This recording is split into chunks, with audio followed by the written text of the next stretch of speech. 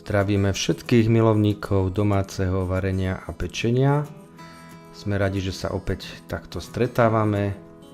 No a keďže sa nám pomaly blížia Vianočné sviatky, dovolím si tvrdiť najkrajšie sviatky roka, rozhodli sme sa dneska si pripraviť recept, ktorý sa práve hodí na Vianoce alebo na akékoľvek iné sviatky, a budú to linecké koláčiky. Budeme robiť klasickú, tú najjednoduchšiu verziu.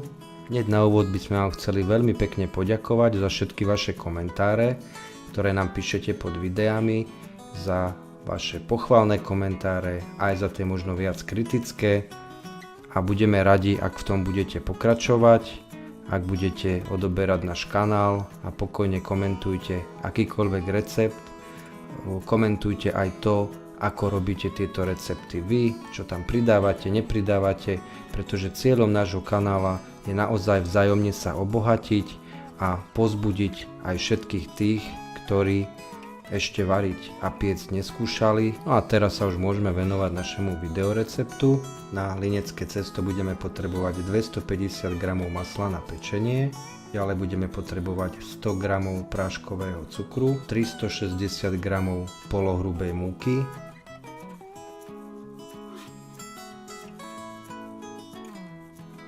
3 g vanilkového cukru,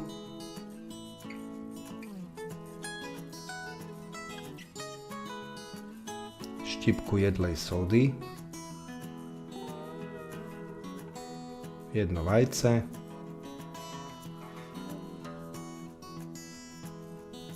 a ručnú prácu. Tak ako skoro pri každom ceste, aj pri tomto používame ruky, pretože je to najlepšie miešadlo na svete, ako sa hovorí, a je to aj pravda. Predtým, než maslo v tomto ceste použijete, odporúčame ho vybrať von z chladničky aspoň na takých 15 minút. Ideálne je, keď není príliš mäkké, ale není ani úplne tvrdé. No a ako budete s maslom pracovať, teplo z vašich rúk mu odovzdáte, no a postupne bude mäknúť a vám sa podarí z týchto na prvý pohľad nesúrodých surovín urobiť pekné cesto, ktoré bude držať pokope a bude dobrým základom pre linecké koláčiky. Práca s cestom nám trvala približne 10 minút. Chce to naozaj trošku trpezlivosti, ale ako vidíte, suroviny sa postupne spájajú dokopy.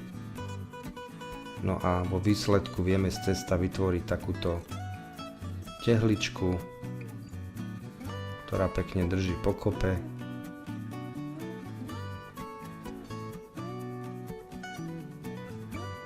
Tu už sme si pripravili formičky na vykrajovanie, ktoré máme k dispozícii, pretože linecké koláčiky sú v origináli kolieska, ale môžu mať rôzne tvary. Ako ste videli, na plech na pečenie sme si dali tenučkú vrstvu oleja. Viac není potrebné, pretože maslo v ceste robí svoju prácu. No a cesto sme si rozdelili na dve polovice.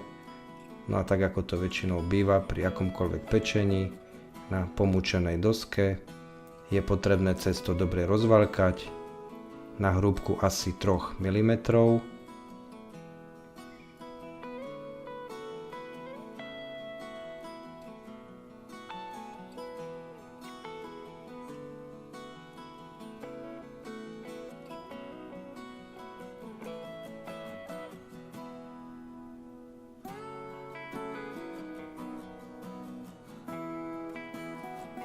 No a keď máme cesto rozvaľkané, prichádza presne tá chvíľa, kedy začneme tvoriť jednotlivé linecké koláčiky.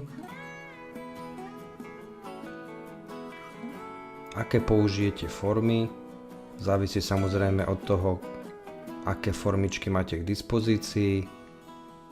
Ako vidíte, my tu máme klasické kolieska, ktoré nám vedia vyrobiť a vykrojiť vnútro.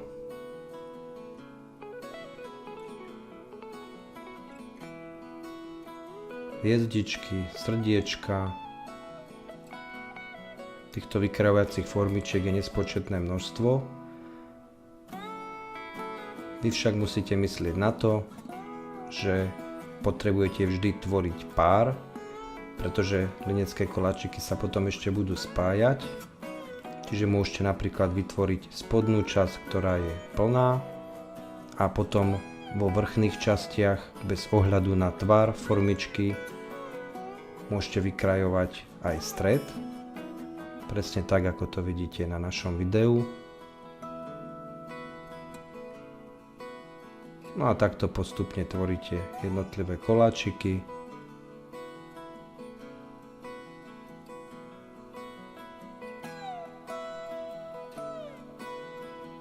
Ktoré ukladáme na plech.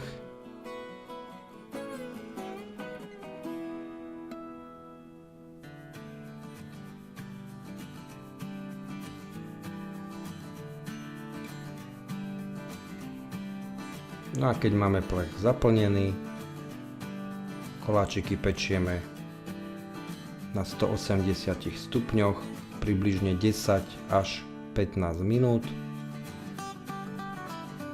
No a samozrejme cesto, ktoré nám zostalo po vykrajovaní, nebudeme vyhadzovať, ale opätovne ho spracujeme, rozválkame na pomúčenej doske a pokračujeme ďalej vo vykrajovaní koláčikov.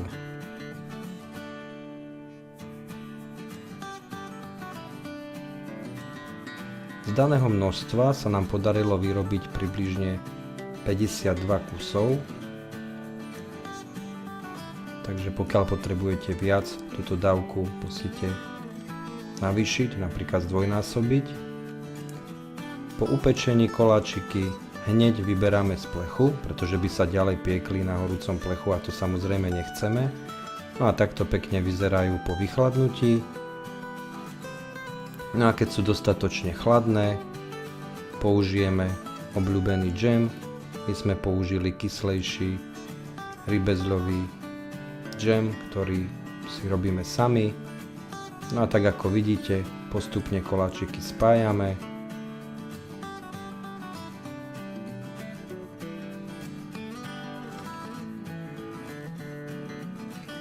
A necháme dostatočne dlho odležať. Najlepšie je niekoľko dní a potom sú ideálne ku konzumácii.